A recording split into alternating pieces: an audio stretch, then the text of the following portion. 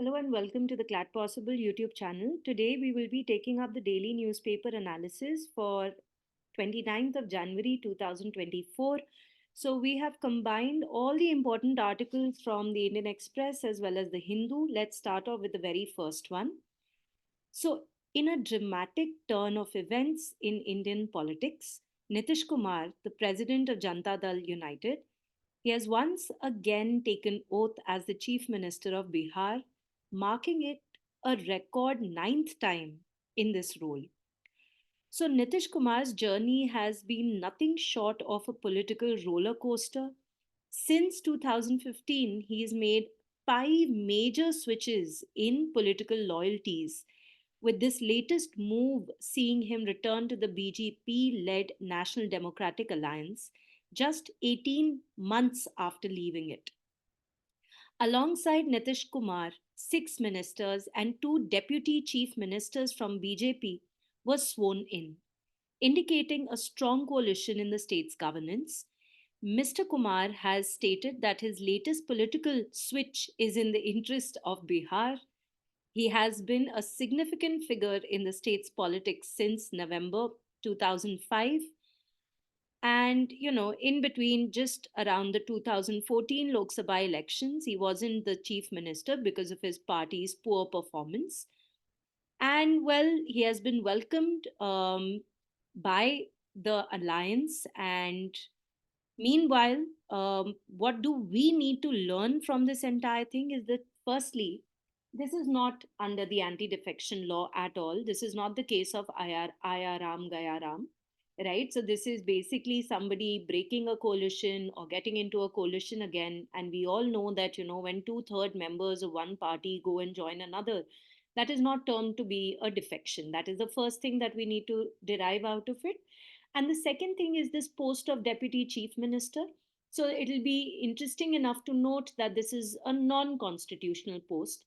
I'm not using the term unconstitutional. मैं ये नहीं कह रही कि ये संविधान के खिलाफ है. मैं कह रही हूँ ये संविधान में mentioned ही नहीं है. Non-constitutional post है. और deputy chief ministers, in fact, back in the day, deputy prime ministers भी होते थे. But this is something which usually happens in parties that are the majority parties because of alliance. Let's go ahead and talk about the next one. So, a major controversy has emerged in the Indian education sector over the University Grant Commission's draft guidelines, which have proposed that any vacancy reserved for SC, ST, and OBC candidates can be declared unreserved. Mind you, these are just guidelines, okay?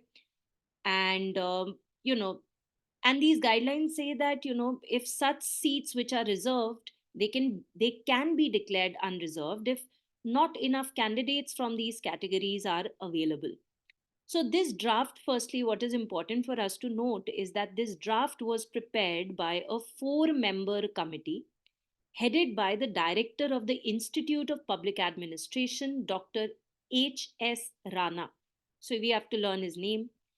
And so they had a chapter on de-reservation of unfilled quota posts, which are meant for teachers, officers, employees of an university. So in very simple language, it basically suggested that अगर कोई reserved seat है for let's say SC, ST, OBC और वहाँ पे उतने candidates हमें नहीं मिल पाए, तो उन वाली सीट्स को, उन वाली वैकेंसीज को आप अनरिजर्व्ड डिक्लेयर करके ओपन कर दो बाकी सारे के सारे लोगों के लिए. But like I just said, this particular guideline, draft guideline, it has sparked a heated debate across the nation.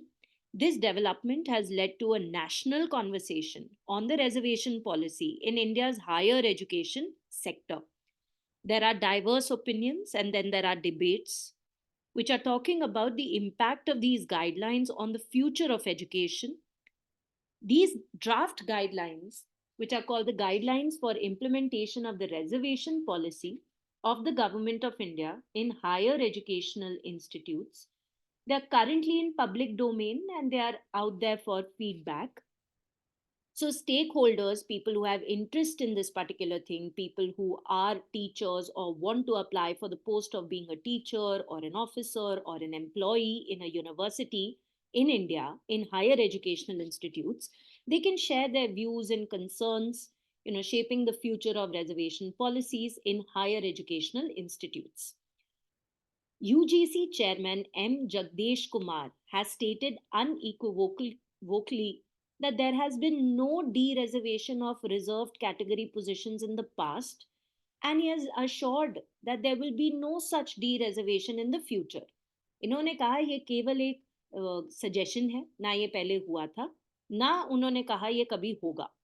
Right? So we will keep reading about it. And for us, then the UGC Act of 1956 becomes important. The fact that UGC is a statutory body. आपको chairman का नाम तो बता ही दिया, M Jagdish Kumar. और हमने ये भी पता चल गया कि ये वाली जो ड्राफ्ट गाइडलाइंस है, ये director of institute of public administration doctor H S Rana is heading this particular committee, which comprises of four members. Let's go ahead. So, now in a recent and tragic development, a drone attack has claimed the lives of three US troops and left dozens injured at a US base near the Jordan Syria border. Now, the attack, which represents a significant escalation in the regional tensions, involved the use of drones. This marks the first incident in which US troops have been killed in the region since the 7th of October attack on Israel by Hamas. So now the US President Joe Biden, he has attributed the attack to radical Iran-backed militant groups. In a firm response, he stated, "We shall respond," indicating potential retaliatory actions by the US. अगर हम Iran की बात करें तो Iran has categorically denied any kind of involvement in this attack. They have refuted US and British claims of supporting militant groups blamed for their strike.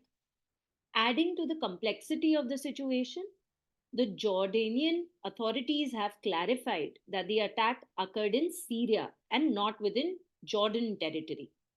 So while there have been other attacks on the US base in this region, this is the first time fatalities have been reported according to the US military.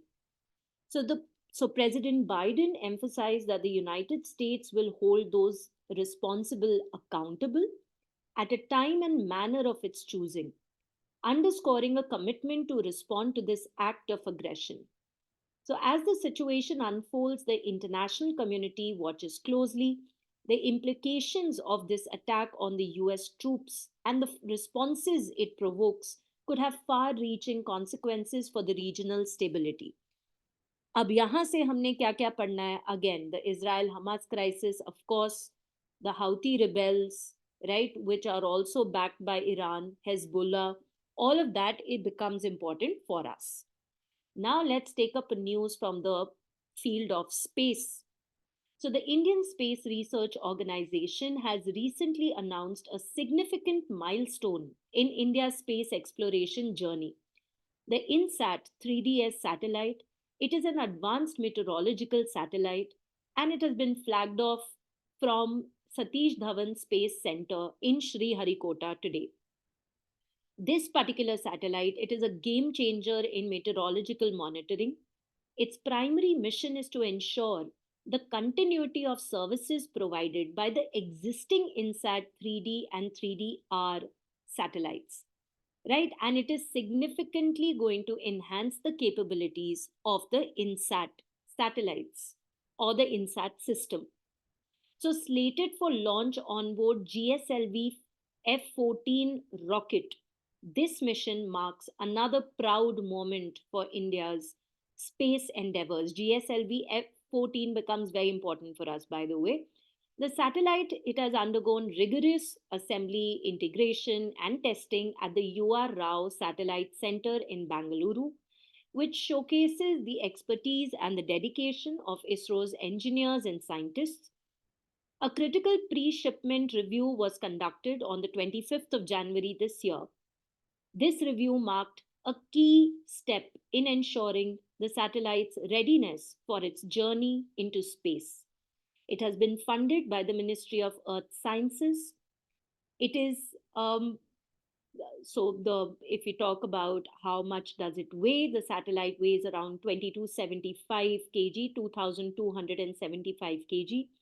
And this project is a testament to the collaborative spirit with significant contributions from Indian industries. So, as the INSAT 3DS satellite prepares for its journey into orbit, it carries with it the aspirations of a nation committed to advancing its capabilities in space technology and meteorological science. Let's go on to the next one. Now, another significant development, this one is for traditional healthcare in the Northeast India, which is the foundation stone for the region's very first yoga and naturopathy hospital has been laid in Assam. So Ayush Minister Sarbanand Sonowal, along with Assam Chief Minister Himant Biswa Sharma, marked the beginning of this groundbreaking project yesterday. An investment of around 100 crore is planned for the Central Research Institute of Yoga and Naturopathy. This is located at the Hing Kamti Ghat in Dibrugarh district in Assam. Spread over 15 acres, the institute will feature a 100-bed hospital. The institute aims to create a scientifically valid synergy between traditional practices of yoga, naturopathy, and modern technology. It is set to establish benchmark standards in education, preventive healthcare, and research in these fields. Mr. Sonowal highlighted that this Center Research Institute of Yoga and Naturopathy would focus on becoming a center of excellence for cardiovascular diseases and develop protocols for managing non communicable diseases. Additionally, it will incubate startups in yoga and wellness center. So we need to know where is it, Dibrugarh, and of course we need to know the name of the chief minister as well as the Ayush minister's name. Let's go on to the next one. Another significant development. Now, this one is in West Africa. The military regimes of Burkina Faso, Mali, and Niger have announced their immediate withdrawal from the Economic Community of West African States, also called ECOWAS. The leaders of these three nations issued a joint statement declaring their departure from ECOWAS. They've said this is our sovereign decision, and they have emphasized the urgency of leaving the bloc without any delay. This decision comes against a backdrop of rising tensions and struggles with jihadist violence and poverty. Ties with ECOWAS has been strained since military coups occurred in Niger last July, Burkina Faso in 2022, and Mali in 2020. And in a response to these military coups, ECOWAS had suspended all these three countries, with Niger and Mali facing particularly heavy sanctions. So recently, these nations have hardened their stances, joining forces to create an alliance of Sahel states as a unified front in the region. And complicating matters, the withdrawal of French military forces from these nations has heightened the concerns about the spread of conflict to Gulf of Guinea states like Ghana, Togo, and Ivory Coast. Adding to the diplomatic rift, Niger's newly appointed prime minister has also, representing the military regime, he has also criticized ECOWAS for bad faith, particularly after the bloc largely ignored a planned meeting. So, as these developments unfold, the future of regional cooperation and stability in West Africa remains uncertain, with the actions of Burkina Faso, Mali, and Niger potentially reshaping diplomatic and security dynamics in the region. You will have to learn the names of the head of the governments of the three countries, right? And apart from that, if we talk about ECOWAS, the headquarter is in Abuja, Nigeria. If you're asked the name of the chairman, right now it is Bola Ahmed Tinubu, and the president of the commission is Omar Toure. Let's go on to the next one. Now, global trade faces a new challenge as attacks in the Red Sea force cargo ships to reroute, creating significant bottlenecks and impacting industries worldwide. We've been reading about it. I've also made a topic video on this how Iran backed Houthi rebels in Yemen, they are attacking cargo ships in the Red Sea.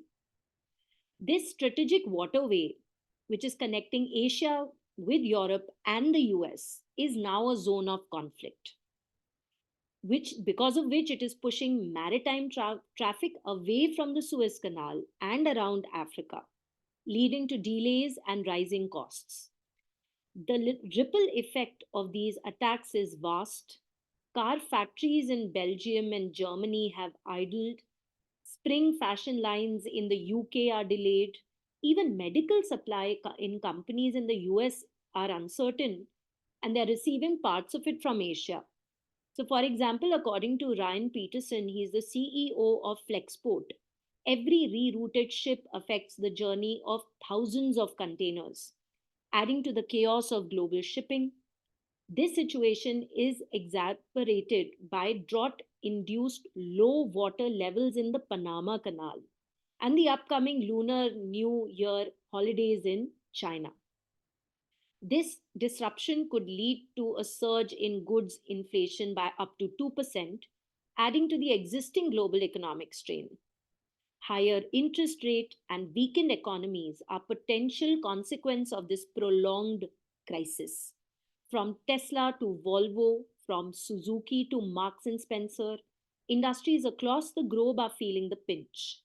Now, delayed shipments are causing production halts and postponing new product launches. As the world grapples with these new trade challenges, the economic landscape continues to evolve. The situation in the Red Sea is a stark reminder of how geopolitical conflicts can have far reaching effects on global commerce.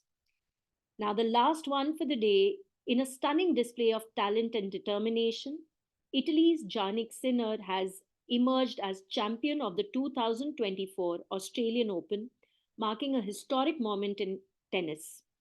The 22-year-old Italian prodigy, playing in his first major final, showcased exceptional skill and poise. His journey to this final was nothing short of spectacular, highlighted by his remarkable upset over Novak Djokovic in the semi-finals. With this victory, Sinner has etched his name in the history books as the first Italian to ever win an Australian Open title. His achievement is a testament to the rise of Italian tennis on global stage. The final battle against Daniel was a battle of wits and endurance, with Sinner's aggressive play and strategic acumen coming to the fore. The match was a thrilling spectacle, capturing the hearts of tennis fans worldwide. And Sinner's journey to this landmark victory was filled with formidable challenges. His resilience and growth throughout the tournament have been remarkable, culminating in a very well deserved Grand Slam title. His triumph at the Australian Open is not just a personal milestone, but a moment of pride for Italy and an inspiration to aspiring tennis players elsewhere. And so that wraps up our daily analysis of the key news stories from the Hindu and the Indian Express. As aspirants of competitive exams like CLAT and ALET, staying informed and understanding the nuances of current affairs is crucial. We hope this session provided you with valuable insight and perspectives to enhance your preparation.